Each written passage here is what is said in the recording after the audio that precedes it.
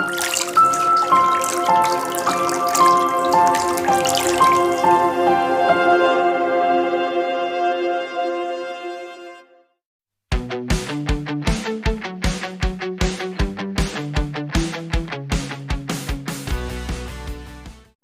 berpikir berapa kali kita buang air kecil dan bagaimana ya mekanisme pembentukan urin?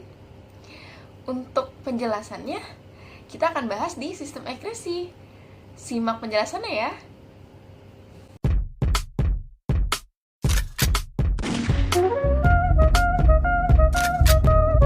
Itu apa ya? Jadi sistem ekskresi ini adalah sistem pembuangan atau pengeluaran zat-zat sisa metabolisme yang sudah tidak digunakan lagi oleh tubuh atau bersifat toksik. Sehingga jika tidak dikeluarkan dapat menyebabkan terganggunya fungsi organ-organ di dalam tubuh. Organ-organ yang berperan dalam sistem ekskresi pada manusia meliputi kulit, ginjal, paru-paru, dan hati. Fungsi dari sistem ekskresi ini yang pertama, menurunkan kadar zat produk metabolisme dalam tubuh agar tidak menyebabkan penimbunan atau akumulasi. Kedua, melindungi sel-sel tubuh dari zat-zat yang bersifat racun. Mempertahankan suhu tubuh atau homeostasis. Dapat menjaga keseimbangan cairan dalam tubuh. Organ ekskresi yang pertama yaitu paru-paru.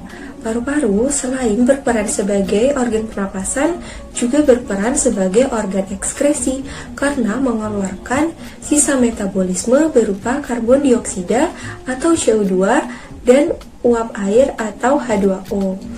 Setelah memperoleh oksigen saat kita bernafas, di dalam alveolus terjadi pertukaran antara oksigen dan karbon dioksida. Oksigen dalam alveolus akan diserap oleh pembuluh darah dan disalurkan ke dalam jantung, kemudian akan dipompa oleh jantung ke seluruh tubuh. Sedangkan karbon dioksida dan uap air hasil dari metabolisme akan diangkut oleh darah ke paru-paru, kemudian dibuang dengan cara difusi di alveolus. Organ ekskresi selanjutnya yaitu hati. Hati merupakan organ bagian dalam manusia yang berukuran paling besar, terletak di dalam rongga perut sebelah kanan, tepatnya di atas lambung dan di bawah diafragma. Sebagai organ ekskresi, hati berfungsi yang pertama menghasilkan empedu dari perombakan sel-sel darah merah, yang kemudian menghasilkan amonia dan urea dari perombakan protein, kemudian menetralkan racun atau detoksifikasi untuk menghindari tubuh dari zat-zat beracun, dan yang keempat yaitu menyimpan gula dalam bentuk glikogen sebagai cadangan dalam memenuhi kebutuhan glukosa dalam darah.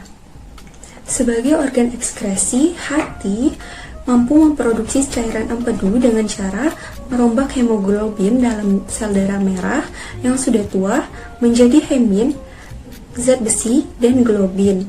Zat besi itu akan diambil dan disimpan di dalam hati, kemudian globin itu akan dimanfaatkan untuk pembentukan hemoglobin baru yang bisa digunakan kembali oleh tubuh, sedangkan hemin itu akan dirombak menjadi bilirubin dan biliverdin yang berwarna biru kehijauan, yang dimana di dalam usus itu akan mengalami oksidasi menjadi urobilin yang menyebabkan warna feses dan urin kita menjadi kekuningan. Dalam hal menghasilkan urea dan amonia, sebagai organ ekskresi, hati bertugas untuk membuang amonia yang merupakan zat sisa dari proses penguraian protein, di mana saat kita mengkonsumsi makanan yang mengandung protein, maka zat protein akan dicerna menjadi asam amino yang dibutuhkan dalam memperbaiki sel dalam tubuh. Ketika asam amino sudah diserap tubuh, nitrogen yang terkandung di dalamnya oleh hati akan dipisah kemudian bergabung dengan zat lain menjadi amonia. Nah, amonia ini akan diubah menjadi urea dan akan dibuang dari tubuh dengan bantuan ginjal, yaitu melalui urin. Selanjutnya, organ ginjal. Ginjal merupakan komponen utama penyusun sistem ekskresi manusia, yaitu urin. Letak ginjal di rongga perut sebelah kiri dan kanan, ruas-ruas tulang pinggang. Letak ginjal kanan lebih rendah dibandingkan ginjal kiri karena memberi ruang untuk hati. Nah, berikut ini adalah fungsi ginjal sebagai sistem ekskresi. Yang pertama, mengeluarkan zat sisa organik. Contohnya urea, asam urat, kreatinin, amonia, dan hasil penguraian hemoglobin serta hormon. Yang kedua, mengeluarkan zat racun. Contohnya zat aditif makanan, polutan, obat-obatan, dan zat kimia asing.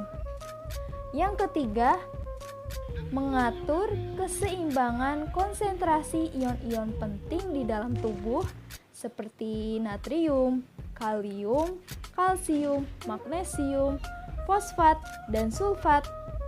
Yang keempat, mengatur keseimbangan asam basa lewat ekskresi ion hidrogen, bikarbonat, dan amonium. Dan yang terakhir, mengekskresikan gula darah yang melebihi kadar normal. Selanjutnya, organ kulit. Kulit berfungsi sebagai sistem ekskresi karena mampu mengeluarkan cairan berupa keringat. Keringat ini dikeluarkan oleh kulit melalui kelenjar keringat, glandula sudorifera, yang terletak di lapisan dermis kulit.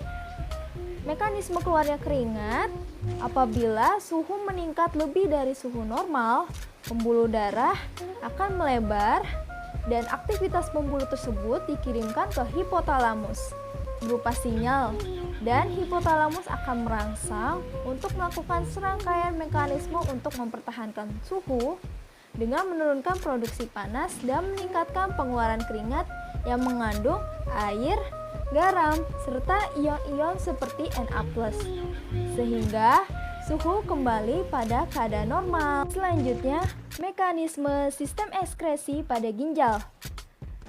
Jembatan keledainya adalah VIRA, filtrasi, reabsorpsi, dan augmentasi. Filtrasi terjadi di glomerulus, merupakan proses penyaringan sel-sel darah. Hasil dari proses filtrasi berupa urin primer yang masih mengandung air, glukosa, dan asam amino, tapi sudah tidak mengandung protein dan darah. Yang kedua, reabsorpsi. Terjadi di tubulus contractus proximal atau TKP. Merupakan proses penyerapan kembali zat-zat yang masih dibutuhkan oleh tubuh. Hasil dari proses reabsorpsi adalah urin sekunder. Yang ketiga, augmentasi. Terjadi di tubulus contractus distal. Merupakan proses pengumpulan cairan dari proses sebelumnya. Hasil dari proses augmentasi adalah urin sesungguhnya. Dan yang terakhir yaitu tubulus collectivus atau TK, yakni tempat mengumpulkan hasil ekskresi. Urin dari tubulus collectivus akan menuju ke pelvis renalis dan selanjutnya akan mengalir melalui ureter dan masuk ke vesika urinaria kantung kemih. Jika urin sudah mencapai 200 sampai 300 ml, maka urin siap dikeluarkan melalui uretra. Nah, ini yang membuat kita menjadi buang air kecil, teman-teman. Terima kasih teman-teman